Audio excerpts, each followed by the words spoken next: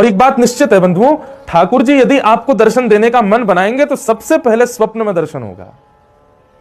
प्रत्यक्ष ठाकुर जी सीधे आपके सन्मुख आ जाए ऐसा नहीं है। 3 सीढ़ियां हैं। सबसे पहली सीढ़ी है स्वप्न में ठाकुर जी का अनुभव होगा। या तो ठाकुर जी दिखेंगे, या ठाकुर जी का धाम दिखेगा, या ठाकुर जी का चिंतन और ठाकुर जी की उपासना, ठाकुर जी की रसलीला गाने वाले वैष्णव दिखेंगे, और या फिर स्वप्न में ठाकुर जी की अनुभूति होगी।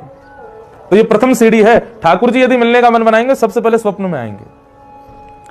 ठाकुर जी यदि मिलने का मन बनाएंगे तो दूसरी स्थिति क्या होगी? अनुभूति। जैसे अभी हवा स्पर्श कर रही है हमारे तन को, ऐसे कहीं ना कहीं ऐसी अनुभूति होगी कि ठाकुर जी हैं।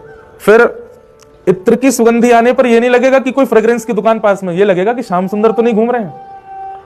मोर पंख देख करके यह नहीं लगेगा कि मोर होगा पास में, बल्कि ऐसी भावना आएगी कि कहीं श्याम सुंदर तो नहीं गुजर के गए।